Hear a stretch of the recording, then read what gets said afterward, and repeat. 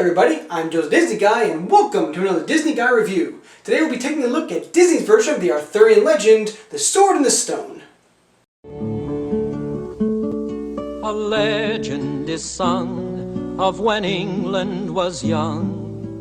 Back in the 1930s, Disney storyman Bill Peet brought to Walt's attention a book entitled The Sword and the Stone, written by T.H. White. Peet knew that Walt had always enjoyed the Arthurian legend, and the idea of magic and the adventures of a young boy seemed to give plenty of creative possibilities. Walt agreed, and after acquiring the rights to adapt the story in 1939, sent Peet off to write a story treatment. Fast forward to the 1950s, and things had changed dramatically at the Disney studios.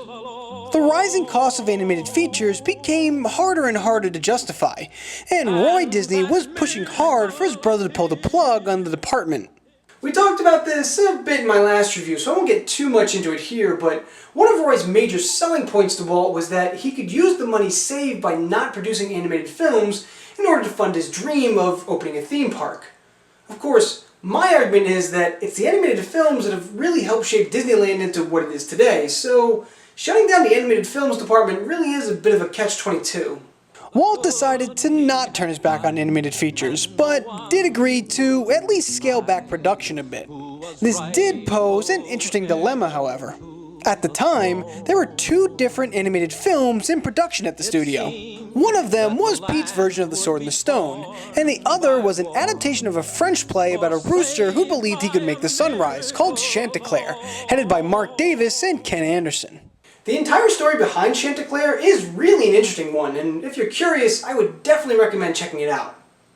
Or, you could always wait for your favorite YouTube Disney guy to eventually do an episode on it. Your choice, really. When presented with the two films, the major difference was that The Sword and the Stone didn't have any big theatrical musical numbers in it, and it didn't require the services of any big-name actors in Hollywood, so Walt decided that the safer bet, and the cheaper one, was The Sword and the Stone, and he shut down production on Chanticleer. Obviously, the decision wasn't an easy one for Walt to make, nor was it an especially popular one with Davis and Anderson. There actually was a strong bit of tension between the duo and Bill Peet, who, of course, was campaigning for his own project to be selected by Walt, but was also never shy to make a negative comment about what he felt was just a dumb story about a rooster. One of the things you don't hear too much about is the fierce competition that existed between the writers and animators, especially for Walt's approval, so it is kind of interesting to see one play out in the open like this.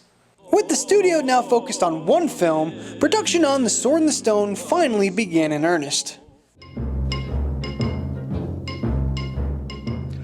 The Sword and the Stone was set up a bit differently than animated Disney movies of the past. For one, the film had an actual screenplay, written by one person, Bill Peet. For comparison, most Disney films to this point were given what were called treatments. A treatment is basically the synopsis of the story, a basic outline of what will happen in the movie. This treatment would then be taken to storyboarding, and most of the story would be hashed out there. Here, though, things were done a little more traditionally, with Bill Peet actually writing a screenplay before any movement was made to storyboarding. Peet's screenplay, however, went through a couple of adaptations at Walt's urging, making the story bigger and more dramatic, before finally meeting approval to go into full production. The Sword and the Stone was also unique in that it only had one director, one of the 9 old men, Wolfgang Reitherman. So, to recap here, The Sword and the Stone became the first Disney animated feature to have one writer and one director, which is a bit odd when you consider Walt Disney's reputation of being such a hands-on boss. Well, here's the thing, at the same time The Sword and the Stone was being made, there was a little movie called Mary Poppins being made, and that kind of became an obsession for Walt. So with him being so focused on that movie, it allowed Peet and Reitherman to sort of take this project and run with it on their own. The animation was, again, headed by the rest of the 9 old men, particularly on the animation of Merlin. 5 different animators, Bill Peet, Milt Kahl, Frank Thomas, Ollie Johnston, and John Lounsbury, collaborated to bring the legendary wizard to life. Peet, who was a character designer by trade, first sketched Merlin on the storyboards, with Kahl heading the process of refining those sketches into a character model, and the rest collaborating to bring their own talents into making Merlin a memorable character. Actually, the story goes that Bill Peet based the character of Merlin on the man himself, Walt Disney. citing that Walt was always known to be very argumentative and cantankerous, but also very playful and intelligent. Pete also allegedly based the design of the character on Walt as well, giving Merlin Walt's very, distinguished nose. Walt apparently never knew about his inspiration of the character, and I honestly can't tell if that's a bad thing or not. In an effort to keep the cost of the film down, footage was reused multiple times throughout the production, which had been a staple of Reitherman during his time at Disney anyway. Scenes from Bambi, 101 Dalmatians, and even Sleeping Beauty were all repurposed and used within the film. Now, recycled animation was nothing new for the studio. They'd been doing stuff like this since the wartime era. But where The Sword and the Stone kind of took it to a new level was how it recycled footage from the exact same movie. There would be exact scenes that would just be replayed later in the film. So while repurposed animation can largely go unnoticed and without raising any eyebrows, reused animation is a little more noticeable. The film did hit a few hiccups with the voice acting, however. For the most part, things went as usual for casting, with known radio stars getting called on to lend their voices for the film, including Carl Swenson as Merlin, Junius Matthews as Archimedes, and Sebastian Cabot as Sir Ector. Where the issues came up, though, was in the voice for the main character, Arthur. Originally, Ricky Sorensen was cast to play Arthur, and he had begun to record his lines when his voice broke from puberty before all of the lines were finished. Now stuck without a voice actor, and without enough time to find a new one to re-record all of the dialogue, Reitherman recruited the help of his two sons, Richard and Robert, to re-record the rest of the lines for Arthur. The problem with having three different actors play the same character, especially a main character, is that no matter how closely they try to mimic each other, you're gonna hear differences in the voice, and that's exactly what happens here. They also all inexplicably have a Brooklyn accent, despite the fact that they're playing a British boy, but hey, suspension of disbelief, right? Musically, The Sword and the Stone marked the animation debut of the Sherman Brothers, who had come to Disney in 1961. Although they too were much busier working on Mary Poppins, they still managed to write a number of songs for The Sword and the Stone, including the magical Higitus Figitus. Wanting to write a song to score Merlin's magic, the duo decided that Abracadabra was too simple, and instead decided to rework the British-sounding Higginbottom into a magical spell. Finally, on Christmas Day, 1963, The Sword and the Stone was released into theaters. Whoso pulleth out this sword, it's the sword and the stone. The Arthurian Legend is a huge story to tackle, so how did Disney do in their attempt? Honestly, I think the scale of the story that they're trying to adapt was Disney's biggest issue here. I mean, from the setup alone, we're trying to deal with the evolution of Arthur as a character, thanks to the teachings of Merlin, as well as the issue of England not having a king, leading to the titular Sword and Stone. Both of these elements by themselves could honestly fill an entire movie, and for the most part, the former does here. Although the film is called The Sword and the Stone, we don't actually see or even hear about either of those items after the intro of the movie until the very end. So, even though it's clearly the most iconic part of the movie, Arthur pulling the sword from the stone almost feels a bit tacked on, simply because we as the audience had almost forgotten about the whole sword and the stone prophecy by the time the event takes place. And again, as I've said in the past, I just prefer one big story as opposed to a more episodic one, which is what The Sword and the Stone is. There's just no main goal or problem to overcome from Arthur's perspective, other than to learn to use his brain to solve his problems. Now, in Disney's defense, the Once and Future King is also very episodic, so from an adaptation standpoint, they did a very good job in that sense. It again just isn't my preference. My other issue with the film is that it just doesn't feel as big or grand as many of Disney's previous ventures. The look is a lot more cartoony, and there's just a lot of elements that feel rushed to me. Where I do think that Madman Mim is a fun character, there's literally no build-up to her. She just sort of appears in the movie without any previous mentions. Even the film's finale sort of ends abruptly.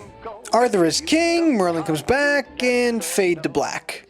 It almost feels like we stopped midway through the movie. I'd actually be very interested to see Arthur learn to become king, because he clearly doesn't know what he's doing when he's first given the throne. But in order to do that, the movie would have to be like 3 hours long. Again, the problem is that the Arthurian legend is tremendous, and it's really hard to do it justice in an hour and a half. Now, although I'm clearly being critical of the film, I don't necessarily think it's bad.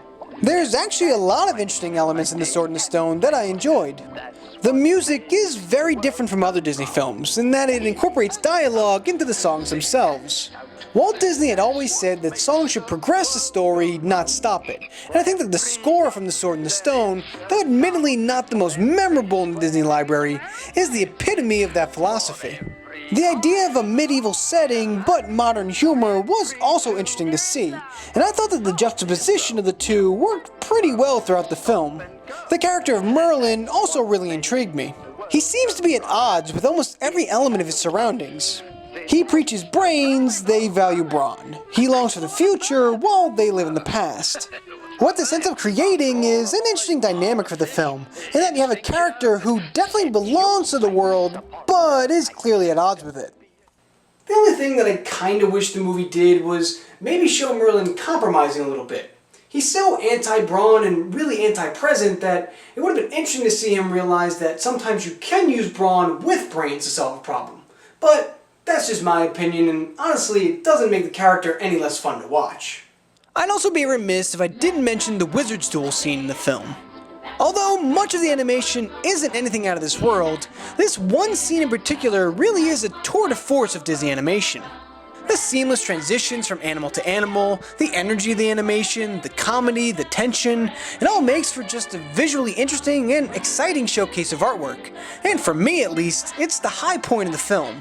So, all in all, in my opinion, The Sword and the Stone is a good, not great movie. There's definitely things within the film that make you want to watch and rewatch it again, which is a sign that it clearly isn't a bad movie. But when stacked up to other Disney animated films, both from its time period and before it, there's just better options, in my humble opinion. It's a state of being, a frame of mind. The Sword and the Stone opened to some lukewarm reaction from the critics, with most critics seeming to approve of the characters, but feeling indifferent to the animation and storytelling. Even Walt himself was known for not being overly fond of the film, but luckily for him and the studio, the general public seemed to enjoy The Sword and the Stone, and the movie grossed $22.1 million at the box office, making it the sixth most successful film of 1963. Really, this is an interesting twist in the narrative of Disney films at this point. How many times at this point had we seen a Disney film get great critical acclaim but flop at the box office? Now, of course, the trade-off is a lot of those films have gone on to become bona fide classics, whereas The Sword and the Stone has kind of become largely forgotten. But it still is interesting to note how, at this time period, the Disney brand was enough to generate enough interest at the box office to make the film a success. Despite the mixed critical reception, The Sword and the Stone still received an Academy Award nomination for Best Score of an Adaptation or Treatment, and the characters from the film, mainly Merlin and Madame Mim, continue to pop up all over Disney media. Madame Mim has become a recurring character in many Disney comics, especially within the Duck universe, and was one of the main bosses in the Disney video game World of Illusion. Merlin has also notched a couple of video game appearances himself, mainly in the Kingdom Hearts series, and has also appeared as a meet-and-greet character in the Disney parks. Most notably in the parks, however, is King Arthur's Carousel and the Sword and the Stone ceremony, which started in Disneyland in 1983 and featured various kids and adults trying to recreate the film and pull the magical sword from the anvil to become the temporary ruler of the realm. I'm gonna be honest, guys, I looked for a long time to see if the show was still running and wasn't able to get a lot of clear answers. I know that it ended in Orlando in 2006, but it seems like they still do a rare showing of it every now and again in California, so hey, if you're in Disneyland, keep an eye out for it, I suppose. So although The Sword and the Stone is sometimes one of the more forgotten Disney features, its influence is still felt in Disney's culture today, keeping alive the tradition of wonder and magic. Well guys, that about wraps up for me this week. I hope you all enjoyed, and let me know what you think about The Sword and the Stone. Also be sure to subscribe to my channel, check out my last video, my next video, and if you like this video, make sure you check out the Disney Guy Review playlist. Also be sure to follow me on Twitter for all updates with the channel and with myself. I'll be sure to see you all next week.